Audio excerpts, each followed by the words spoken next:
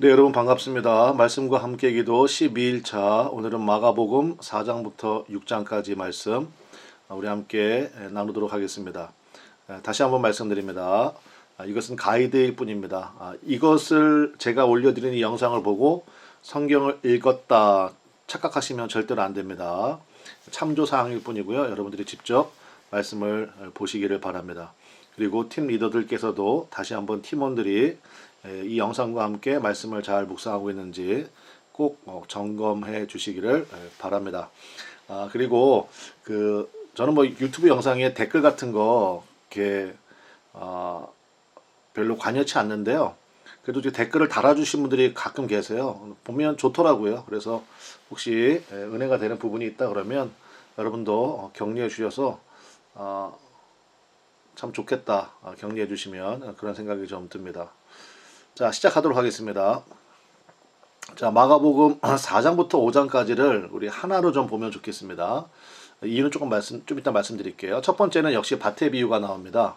그러니까 방점은 역시 어디에 있습니까? 밭의 비유에서 밭에 있다 그랬죠. 네 가지 밭이 있는데 씨앗을 뿌리신다. 그래서 열매가 열리고 안 열리고는 밭에 달려 있는 것입니다. 28절에 보면 땅이 스스로 열매를 맺되 처음에는 싹이요, 다음에는 이삭이요, 그 다음에는 이삭의 충실한 곡식이라. 그럼 여러분 사탄이 제일 무서워하는 것이 뭐라는 것을 알 수 있습니까? 말씀이라는 것을 알 수 있겠죠. 사탄은 어떻게든지 말씀이 우리 안에 자라고 성숙해지고 열매 맺는 것을 제일 무서워합니다.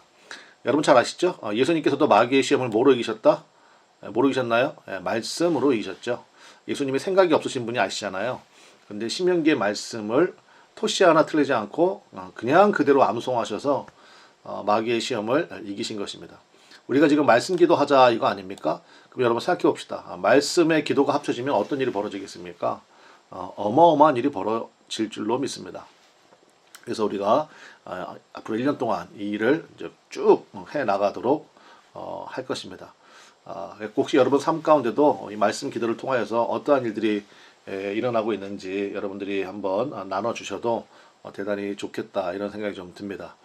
자, 그리고 또 한 가지 생각해 볼까 뭐냐면 여기에 싹, 이삭, 곡식 이렇게 처음에는 싹이고 그 다음에 이삭이고 그 다음에 곡식, 이삭에 충실한 곡식이다. 그래서 뭡니까? 하나님 나라는 이렇게 시간이 필요하고요. 또 성장의 개념이 있다라는 것입니다. 그래서 우리가 너무 조급해하지 말고 주님께서 잘하게 하십니다. 우리 그 은혜를 믿고 우리는 열심히 사도 바울이 말한 것처럼 나는 심고 아볼로는 물 주었을 때 자라게 하시는 이는 오직 누굽니까? 하나님이십니다. 자, 20절 좋은 땅에 뿌려졌다는 것은 자, 좋은 땅에 대한 예가 나오네요. 곧 말씀을 듣고 받아 30배, 60배나 100배의 결실을 하는 자니라. 특별히 여기에서 이 바다라는 말을 제가 좀 여러분과 나누고 싶습니다. 이 바다라는 말이 헬라어로 파라데코마이입니다. 파라데코마이. 사전을 찾아봤더니 이런 뜻이 있대요. 웰컴, 영접하다. 그래서 말씀은요, 우리가 환영해야 됩니다. 환영하는 마음으로 웰컴. 그렇게 하나님의 말씀을 우리가 영접할 때 그것이 귀한 결실로 나타나게 된다. 결국 밭은 우리의 마음을 상징할 텐데, 그렇죠? 우리의 마음밭이 하나님 말씀을 항상 뭐하는 사람? 영접하는 사람이어야 된다라는 것이죠. 자, 34절 말씀 보면 비유가 아니면 말씀하지 아니하시고 다만 혼자 계실 때 누구한테? 제자들에게 모든 것을 해석하시니라. 그래서 우리 앞에도 살펴봤죠. 무리와 제자들 나누는 것처럼 우리가 제자가 돼야 되는 이유. 그러니까 그냥 교회 가서 예배 한번 드리는 걸로 저는 만족합니다. 그러지 마시고요. 천국은 침 넣는 자의 것이라고 그랬잖아요. 적극적인 마음, 그 다음에 수용하는 마음, 이 두 가지를 가지고 예수님 따를 때 제자가 되고요. 제자가 되니까 제자들에게만 모든 것을 해석해 주시잖아요. 특별한 애가 있다라는 것입니다. 그래서 여러분 꼭 예수님의 제자로 성장하시기를 바랍니다. 자, 그 다음에 4장 35절부터 5장 43절에서 예수님이 어떤 분이시라는 것을 나타내주고 있습니다. 제가 노란색으로 표시를 해놨는데요. 첫 번째는 자연 환경을 다스리신다. 두 번째 귀신, 즉 더러운 영을 다스리신다. 세 번째 질병을 다스리신다. 네 번째 죽음을 다스리신다. 그러니까 각각의 사건들을 통하여서 우리 마가가요. 마가는 베드로의 제자라고 그랬잖아요. 그러니까 베드로는 또 예수님의 아주 최측근 아닙니까? 그러니까 베드로가 경험한 예수님을 마가가 서기관이 되어가지고 그거를 아주 고스란히 우리에게 준 복음이 바로 마가복음입니다. 그래서 예수님은 어떤 분이냐 한번 살펴봅시다. 39절 예수께서 깨어 바람을 꾸짖으시며 바다더러 이르시되 잠잠하라 고요하라 하시니 바람이 그치고 아주 잔잔하여 지더라. 그래서 주님의 말씀대로 순종하고 가다가 대적하게 되는 환경이 있습니다. 그 환경은 믿음으로 꾸짖으면 됩니다. 예수님의 이름으로 자연, 환경을 다스리신다. 두 번째 15절 5장 15절입니다. 5장 15절에 보면 군대 귀신 들린 자가 나오죠. 예수께서 이르러 그 귀신 들렸던 자, 곧 군대 귀신 집혔던 자가 옷을 입고 정신이 온전하여 앉은 것을 보고 두려워하더라. 특별히 군대 귀신 들렸던 이 부분에 대한 말씀을 여러분 좀 찬찬히 묵상하시면 좋겠습니다. 사실 귀신이란 말보다는 귀신의 원래 뜻은 더러운 영이라는 뜻이 더 정확합니다. 그래서 이제 귀신이 들어가면 말도 더러워지고 생각도 더러워지고 행동도 더러워지는 그러한 모습입니다. 그 귀신이 하는 일은 뭐냐? 결국 우리를 죽이는 일이에요. 그러니까 마귀의 졸개들이 바로 귀신들이거든요. 그래서 여기 나오잖아요. 그러니까 군대 귀신, 그러니까 그 헬라어로 레기온이라고 부르는데요. 군단이라는 뜻입니다. 6천 명을 상징하는데 뭐 6천 마리 귀신이 들어가 있었냐? 뭐 꼭 그런 의미는 아니고 굉장히 많은 귀신이 들어가 있다. 보세요. 한 사람에게요 이렇게 많은 귀신이 들어가 있습니다. 이게 또 얼마나 더러운 영인지 막 돼지에게 들어가고 막 그러잖아요. 그런데 예수님께서 그 귀신 들린 자를 고쳐주셨죠. 그랬더니 그 사람이 어떻게 됐습니까? 자, 옷을 입고 관계가 형성됐다는 얘기고요. 정신이 온전하여 이제 소통이 되는 거죠. 앉은 것을 보고 두려워하더라. 그전에는요, 막 고랑을 끊고 쇠슬을 묶거나도 끊고 막 소리 지르고 이러한 모습이었는데 예수님을 만났더니 귀신이 나가고 말 그대로 이제 하나님의 형상이 회복되어지는 그러한 모습을 나타내게 되었다라는 것입니다. 그래서 18절과 20절 보면 이 사람이 예수님 따르기를 원했죠. 근데 예수님께서 따르지 말게 하시고 주께서 너에게 하신 일을 가서 전해라 이렇게 말씀하셨습니다. 그래서 은혜 받은 사람들의 특징은 뭐냐면요, 가만히 있을 수가 없습니다. 가만히 있을 수가 없죠. 그래서 거라사에서 데카폴리까지, 데카라는 말이 열이란 뜻이고요. 10개. 그다음에 폴리가 폴리스잖아요. 그러니까 10개의 도시에. 그러니까 데카폴리는 지금의 요르단 지역입니다. 그러니까 갈릴리 호수 주변에 있던 이 사람이요, 10개 도시 성부에 이르기까지 예수님의 복음을 증거하는 그러한 삶이 되었다라는 것입니다. 우리 은혜 받은 그런 모습이 있잖아요. 그러면 가만히 있을 수가 없습니다. 최근에 저희 교회가 그 전도돼서 오는 분이 조금 좀 적어요. 그래서 우리 은혜 받으신 분들이 가만히 계신가 이런 생각이 좀 들거든요. 가만히 있지 마십시오. 그래서 자꾸 예수님 자랑해야 됩니다. 그 다음에 세 번째 26절 여기 보면 12년 동안 혈루병, 그러니까 정확하게는 하혈병입니다. 12년 동안 혈루병을 앓던, 그러니까 피가 그치지 않는 거죠. 그렇게 고생하던 한 여인이 예수님에 대한 소문을 듣고 그리고 예수님께 나왔는데요. 자, 여기 보면 많은 의사에게 많은 괴로움을 받았고 가진 것도 다 허비하였을 때 아무 효험이 없고 도리어 더 중하여졌던 차에, 우리가 왜 예수님을 소개해야 되고 예수님을 증거해야 되냐면 이 말씀에 있는 것처럼 이게 세상의 한계입니다. 세상의 한계가 뭡니까? 많은 의사에게 갔는데요, 의사가 고치지는 못하고 어떻게 됐습니까? 많은 괴로움 받았고요. 그 다음에 다 허비하게 되었고요. 그 다음에 아무 효험도 없고요. 그러니까 뭐든지 근데 저 갖고 싶어 가져봤자 오래 못 갑니다. 그리고 어떻게 됩니까? 상황은 점점 더 악화되는 그런 세상이 줄 수 있는 한계가 다 여기에 있습니다. 그래서 우리가 복음이 필요한 거죠. 27절 예수의 소문을 듣고 다시 한번 말씀드립니다. 우리가 열심히 전해야 되는 이유가 여기에 있습니다. 은혜 받은 사람들의 특징이 뭐라고 그랬어요?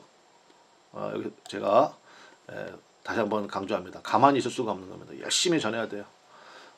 예수의 소문을 듣고 와서 믿음이 생긴 거예요. 그래가지고 예수님의 옷자락만 잡아도 내 병이 날 줄로 믿습니다 해가지고 옷자락 잡았는데 말 그대로 그의 혈루 근원이 곧 마르고 치유받는 역사가 나타나게 되었다라는 것입니다. 그리고 네 번째 42절 여러분 잘 아시는 달리다쿰 소녀여 일어나라 이런 뜻이죠. 달리다 죄송합니다. 달리다가 소년이고요. 쿰이 일어나라는 뜻이에요. 그래서 소녀야 일어나라. 죽었다고 생각했죠. 많은 사람들이. 예, 그 말씀을 묵상해 보시기 바랍니다. 천천히 읽어보시면 다 죽었다고 생각했어요. 근데 예수님께서 그렇게 생각하는 사람들을 다 내보내신 후에, 그러니까 믿지 않는 무리들은요 하나님의 역사에 참 방해가 될 뿐인 것 같아요. 그래서 그들 다 내보내신 후에 예수님께서 믿음을 가진 사람들과 함께 그 방에 들어가셔서 손을 일으켰죠. 그 죽음을 다스리신다. 그래서 예수님은요 자연환경을 다스리신다, 더러운 영을 다스리신다, 질병을 다스리신다, 죽음을 다스리신다. 즉 모든 두려움에 대한 해결책은 믿음입니다. 믿음이고 뭡니까? 예수님에 대한 신뢰예요. 그래서 이 말씀들을 우리가 가슴속에 새기고요. 진짜 각인을 시켜놓고 하나님, 여러분이 어떤 상황이 있든지 간에 믿음으로 예수님에 대한 신뢰로 우리가 기도할 수 있다 싶습니다. 그러면 그 기도가 강력하겠죠. 자, 그 다음에 우리 6장 말씀 보겠습니다. 6장 말씀 보면 여기에 고향에서 배척당하신 그런 예수님의 말씀 모습이 나오는데요. 5절과 6절 보시면 거기서는 아무 권능도 행하실 수 없어 다만 소수의 병자에게 안수하여 고치실 뿐이었고 그들이 믿지 않음을 이상히 여기셨더라. 자, 메시지 성경에는 이렇게 번역해 놨습니다. 예수께서도 그들의 완고함을 어찌할 수 없었다. 그러니까 이게 길가 같은 마음이죠. 고집센 마음, 돌박 같은 마음. 이건 뭐 예수님여도 이게 안 되는 겁니다. 그래서 그들이 믿지 않음을 이상히 여기셨더라 그랬죠. 다시 한번 강조합니다. 뭐가 중요하다고요? 밭이 중요하다. 여러분의 마음밭이. 자, 그 다음에 12제자의 파송 이야기, 그 다음에 세례요한의 죽음 이야기를 같이 보겠는데요. 자, 12제자를 파송했습니다. 둘씩 묶어가지고 예수님이 둘씩 묶어서 파송을 하셨는데 그들에게 많은 권능 주시고 했고 파송했는데요. 13절에 보니까 많은 귀신을 쫓아내며 12제자가요. 둘씩 짜가지어서 보냈거든요. 귀신 쫓아내고 많은 병자에게 기름을 발라 고치더라. 그러니까 승리하는 역사가 있었어요. 근데 그 이어지는 말씀에는 세례 요한의 죽음 이야기가 나옵니다. 여인이 낳은 자 중에 세례 요한보다 더 큰 이가 없다고 예수님께서 칭찬하셨던 그 세례 요한이 죽는, 순교하는 장면이 나오는데요. 여기서 우리가 이걸 생각해 보면 좋겠습니다. 12제자처럼 충성했더니 승리했다만 있는 게 아닙니다. 세례 요한처럼 충성했더니 죽었다도 있습니다. 그러니까 우리가 할 일은 뭐냐? 이렇게 됐든 저렇게 됐든 말씀대로 순종하는 것이죠. 그래서 이래야 된다. 이렇게 했으니까 이런 일이 벌어질 거다라는 의식을 여러분 좀 깨버릴 필요가 있습니다. 신앙생활을 할 때. 내가 이렇게 말씀을 열심히 했으니까 하나님이 나에게 복 주실 거야. 근데 그 복이 뭐예요? 여러분이 원하는 소원이 이루어지는 거예요? 그러니까 이래야 된다는 의식을 깨버려야 되고요. 여러분 신앙이 뭡니까? 주님의 말씀에 내 생각, 감정을 굴복시켜서 믿음의 길을 계속 가는 것이거든요. 이걸 우리가 뭐라고 불러요? 자기 부인하는 거라고 그러잖아요. 자기를 부인하고 믿음의 길을 계속 가는 것. 내게 주신 십자가 지고 계속 가는 것. 그래서 이 두 가지 말씀을 통하여서 우리가 그러한 묵상을 할 수가 있겠습니다. 그 다음에 우리 오병이어 나오죠. 보리떡 5개, 물고기 2마리로 남자만 5,000명 먹이시는 것. 근데 여러분 생각해 보세요. 성경 읽을 때는요. 1차 독자의 심정을 읽어야 되거든요. 그럼 그 자리에 있던 사람들은요. 무슨 생각했을까요? 배불리 먹었다. 그냥 그 생각만 했을까요? 저는 이 생각했을 것 같아요. 사막에서 만나를 공급하시던 하나님. 그래. 우리 조상 모세가 그 수백만 명의 사람들을 광야로 이끌었지. 근데 광야에서 하나님이 빈들이잖아요. 사막 똑같은 거 아닙니까? 그때 만나로 먹이셨지. 한 사람의 식량 식사밖에 안 되는 오병이어로 남자만 5,000명이라고 그랬으니까 그런 하나님을 떠올리지 않았을까요? 그 당시 그 자리에 있던 사람들은. 두 번째, 자 바다 위로 걸으시다. 요 장면이 있죠. 그 폭풍 가운데 제자들이 막 고생하고 있을 때 여기 보면 48절에 지나가려고 하심에 요 단어가요. 헬라어로 파페느코마이예요. 파페느코마이. 근데 출애굽기 33장 19절에 보면 모세가 이제 하나님의 영광 보여주십시오. 이렇게 간구하는 장면이 나와요. 주의 영광을 내게 보이소서. 그때 여호와께서 이르시되 내가 내 모든 선한 것을 내 앞으로 지나가게 하고 했고 여러분 70인역이라는 게 있습니다. 구약 성경을 헬라어로 번역한 건데요. 그 70인역에 바로 지나가게 하고를 파페느코마이 똑같은 단어를 쓴 거예요. 그래서 우리는 한국 사람이기 때문에 한국어를 사랑해서 한글 성경을 보지만 그러니까 그 당시에 이 성경을 보던 우리 유대인들은 이제 헬라 문화였으니까 이거 딱 보는 순간 이제 느낌이 오죠. 그래서 여호와 이름을 내 앞에 선포하리라.